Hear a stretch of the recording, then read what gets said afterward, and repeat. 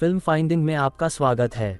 आज के वीडियो में हम 2018 की हॉरर मूवी की बात करेंगे, लुक अवे। आइए शुरू करें। इस वीडियो को लाइक करें। ऐसे और वीडियोस के लिए सब्सक्राइब करें। फिल्म की शुरुआत दो जुड़वां बच्चों के सोनोग्राम से होती है। ये बिल्कुल नॉर्मल लगता है, लेकिन अचानक एक बच्चा ज्यादा एग्रेसिव हो जाता है और यह एक बुरे सपने में बदल जाता है। अब हम प्रेजेंट में जाते हैं और जहां हमारी मुलाकात मारिया नाम की लड़की से होती है। हम उसे शीशे के सामने स्कूल के लिए तैयार होते हुए देखते हैं। मारिया 17 साल की है और उसकी लाइफ बिल्कुल नॉर्मल है। हालांकि वह स्कूल जाती है और उसके माता पिता भी हैं, जो कि एक परफेक्ट लाइफ के लिए काफ़ी है। पर उसकी लाइफ बोरिंग और वो अकेली अकेली रहती है।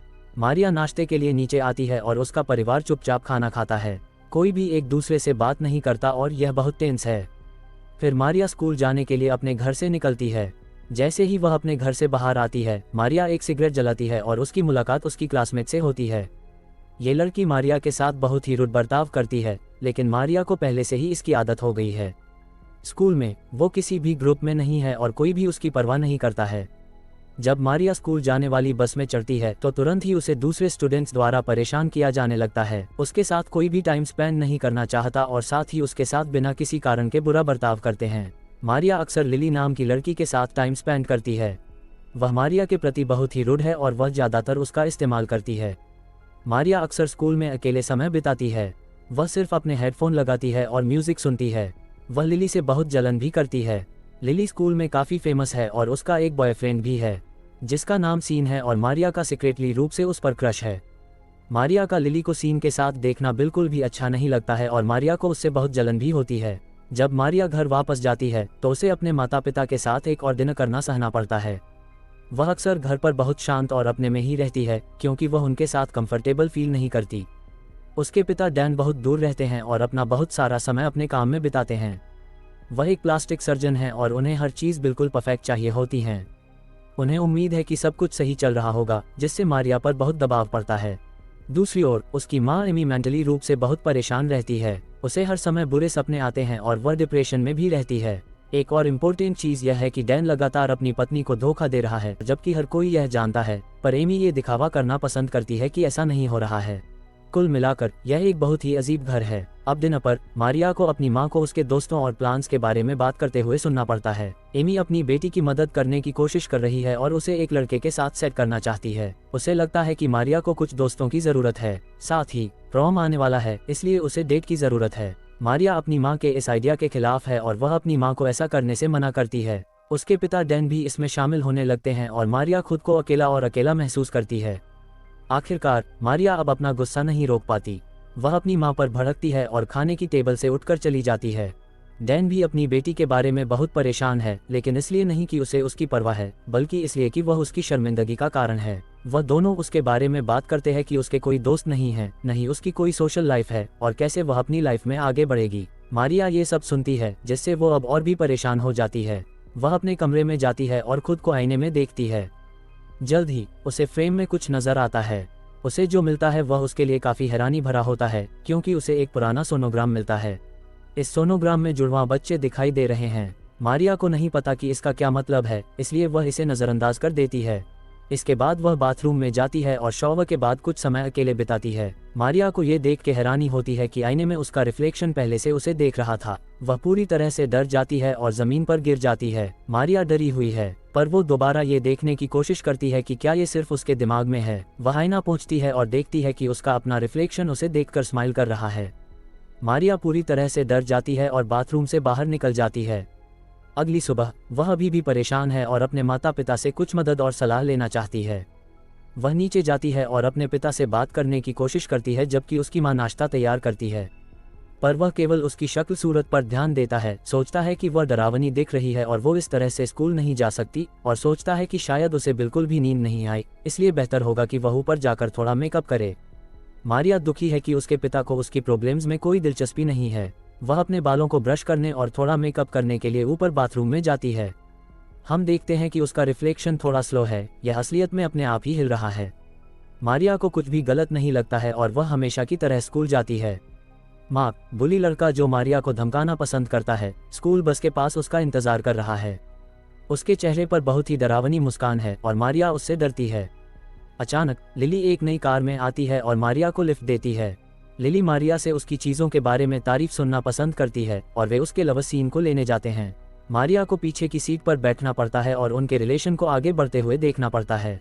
जब वे स्कूल पहुंचते हैं तो मारिया अभी भी सीन और लिली के साथ घूम रही होती है, लेकिन जल्द ही वे मार्क नाम के उसी बदमाश से टकरा जाते हैं। वह मारिया को जमीन पर गिरा देता है और सबके सामने उस पर हंसने लगता है। सीन मदद करने के लिए आगे आता है और मार्क के साथ तीखी बहस करता है। मारिया देखती है कि सीन ने कैसे उसे बचाया और उसे यह पसंद आया। स्कूल के बाद मारिया घर लौटती है और वह फिर से बहुत दुखी होती है। उसे एक आवाज़ सुनाई देने लगती है और वह डर जाती है, लेकिन आवाज़ के पीछे जाती है। जल्द ही वह बाथरूम में पहुंचती है और आईने के सामने उसका रिफ्लेक्शन होता है। इस बार उसका रिफ्लेक्शन उससे बात कर रहा होता है और मारिया डर जाती है। ये रिफ्लेक्शन खुद को एरम कहती है और वह दिखने में मारिया के हूबहू है, लेकिन उसकी पर्सनैलिटी बिल्कुल अलग है। मारिया उससे बात करती है और रिफ्लेक्शन बताता है कि वह हमेशा मारिया के साथ रहती है। वह जहाँ भी जाती है हर रिफ्लेक्शन में उसके साथ होती है। मारिया के मन में एरम की जन्म के बारे में बहुत सारे सवाल हैं, लेकिन उसे अपने जवाब नहीं मिलते। एरम मारिया से पूछती है कि वह क्या चाहती है, क्योंकि एरम को यकीन है कि वह मारिया को खुश करने में मदद कर सकती है। एरम को खुद पर भरोसा है, वह स्ट्रांग और दूसरे के दर्द में मजे लेने वाली है। मारिया एरम से कहती है कि वह सुंदर है, लेकिन एरम उससे कहती है कि नहीं, हम सुंदर हैं, और ऐसे हिंट देती है कि उसे उससे बात करना अच्छा लगता है। अगले दिन मारिया बहुत अलग लगती है। नाश्ते के समय उसके माता पिता तुरंत नोटिस करते हैं कि वह बहुत ज़्यादा पॉजिटिव है। उसके पिता ने नोटिस किया कि वह अच्छी दिख रही है और वह उससे कहता है कि उसे उस पर गर्व है। मारिया फिर अपने माता पिता को बताती है कि वह वास्तव में विंटर प्रोम डांस में जा रही है। उसके माता पिता दोनों इस खबर से बहुत खुश हैं और मारिया ने लोगों से सोशलाइज होने की कोशिश करने का फैसला किया है। स्कूल में वह लिली और सीन से बात करने जाती है। मारिया चाहती है कि लिली उसे आइस स्केटिंग करना सिखाए और उसके दोनों दोस्त हैरान हैं कि वह कितनी बदल गई है। मारिया अभी भी उनके रिलेशन से बहुत जेलस करती है और एम ये नोटिस करती है और वह अपने पिता के साथ एक दिन बिताती है। वह सबसे पहले उसके क्लिनिक में पहुंचती है। मारिया ये भी नोटिस करती है कि उसकी एक लवर ऑफिस में है। उसके सेशन खत्म होने के बाद मारिया और उसके पिता डैन एक फिल्म देखने जाते हैं। उनका रिश्ता बहुत टेंस है, लेकिन मारिया कोशिश करना चाहती है। फिल्म के बाद वे मार्क और उसके दोस्तों से मिलते हैं और मार्क ऐसा दिखावा करने की कोशिश करता है जैसे वह और मारिया दोस्त हैं, और यह एक अजीब सिचुएशन है। घर जाते समय डैन मारिया से कहता है कि वह उसे बहुत जल्द बर्थडे गिफ्ट देना चाहता है। उसी रात मारिया एक बार फिर एरम से बात करने जाती है। अगले दिन मारिया को और भी भयानक खबर मिलती है। उसके पिता उसे बर्थडे गिफ्ट के रूप में मारिया को प्लास्टिक सर्जरी देना चाहते था ताकि वह अब अच्छी दिखे। मारिया पूरी तरह से टूट जाती है और भाग जाती है। उसके बाद वह एरम से और भी ज्यादा बात करती है। एरम सभी पर बहुत गुस्सा है और मारिया को हर कीमत पर बचाना चाहती है। एरम से बात करने से मारिया बहुत बेहतर और सिक्योर फील करती है। जल्द ही उसकी माँ को पता चलता है कि उसकी बेटी के साथ कुछ गड़बड़ है। वह हमेशा से भी ज्यादा अजीब बिहेव कर रही है। डैन अब मारिया से अब बात नहीं करना चाहता है और एमी से बस उसे जाने देने के लिए कहता है। स्कूल में लिली और मारिया एक साथ स्केटिंग सीखती हैं। मारिया उसमें अच्छी नहीं है और जल्द ही वह गिर जाती है और उठ नहीं पाती। लिली असलियत में एक बुरी इंसान है, इसलिए वह मारिया का मजाक उड़ाती है और बस चली जाती है और मारिया बर्फ पर बिल्कुल अकेली रह जाती है। अब एम उसके आसपास के सभी लोगों से और भी ज्यादा नफरत करती है। वह मारिया से कहती है कि वह स्पेशल है और प्यार की हकदार है, लेकिन सबसे बुरी बात तब होती है जब प्रोम डांस आता है। मारिया पर स्कूल के बुली मार्क द्वारा हमला किया जाता है और उसे सबके सामने घसीटा जाता है। वह पूरी तरह से टूट चुकी है और डरी हुई है, खुद को पूरी तरह से अकेला फील करती है और एक बार फिर एम से बात करने के लिए बाथरूम जाती है। इस बार वह आईने को छूती है और एम के साथ जगह बदल लेती है। अब मारिया आईने में है जबकि एम उसके शरीर पर कंट्रोल करती है। इस बीच एमी को बच्चे को जन्म देने के बारे में एक भयानक सपना आता है। क्योंकि अब एम बाहर है, इसलिए स्कूल में चीज़ें वाकई अजीब हो जाती हैं। एम कॉन्फिडेंट और अट्रैक्टिव है। जब मार्क उसे धमकाने की कोशिश करता है तो एम वापस लड़ती है और उसे डराती है। फिर एम अपनी माँ की मदद करने की कोशिश करती है, इसलिए वह उसे डैन की लवर्स में से एक से मिलवाती है। ये सब एम की अपनी माँ को उसके पिता पर गुस्सा दिलाने का प्लान है। मारिया को ये पसंद नहीं है कि उसने अपने माता पिता के साथ क्या किया है और वह चाहती है कि वह ऐसा करना बंद कर दे। एम बोलती है कि उन सभी को मारिया के साथ किए गए बुरे व्यवहार के लिए सजा मिलनी चाहिए। एरम मार्क से बदला लेने का फैसला करती है, इसलिए वह उसके लिए जाल बिछाकर उसका पैर तोड़ देती है। इसके तुरंत बाद एरम खुद को आइस स्केटिंग सिखाती है और फिर लिली के साथ प्रैक्टिस पर जाती है। पर इस बार एरम लिली को पछाड़ देती है और उसे गिरा देती है।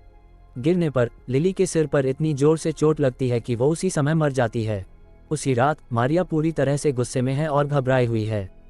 वह एरम के साथ वापस अपनी जगह एक्सचेंज करना चाहती है क्योंकि वह जो कर रही है वह बहुत बुरा है, लेकिन एरम मना कर देती है और अपना प्लान कंटिन्यू रखती है। कुछ दिनों के बाद एरम और सीन एक साथ पार्टी करना शुरू कर देते हैं। वह अब एक बिल्कुल अलग लड़की है, वह शराब पीती है और स्मोकिंग भी करती है। वे एक मोटल में एक साथ समय बिताते हैं और जल्द ही सीन को एक कॉल आती है। पुलिस उसे बुला रही है और वे चाहते हैं कि वो और मारिया दोनों स्टेशन पर आएं। वह जाने से इनकार करती है, पर सीन उसे मजबूर करने की कोशिश करता है। गुस्से में आकर वह बोतल से उसके सिर पर वार करती है, जिससे सीन भी मारा जाता है। एरम का ऐसा होने का इरादा नहीं था और अब वह और मारिया दोनों ही तबाह हो चुकी हैं। एमी को जन्म देने के बारे में और सपने आते हैं। फिर यह पता चलता है कि मारिया का वास्तव में एक जुड़वां था और जब ये जुड़वां पैदा हुआ तो डैन ने उसे मार दिया क्योंकि वह एबनॉर्मल थी। एमी का दिल टूट गया और वह इसे कभी नहीं भूली। एरम डैन से बात करने जाती है। वह अभी भी अपने ऑफिस में है और वह जवाब मांगती है। वह उससे पूछती है कि अगर वह एबनॉर्मल या बदसूरत दिखती है तो क्या वह उसकी देखभाल करेगा। वह उस सवाल का जवाब नहीं दे सका, लेकिन थोड़ी देर बाद कहता है कि वह एबनॉर्मल बच्चा नहीं पैदा कर सकता। फिर वह डैन को भी मार देती है। वह उस पर गुस्सा है और अब उसने आखिरकार अपना बदला ले लिया है।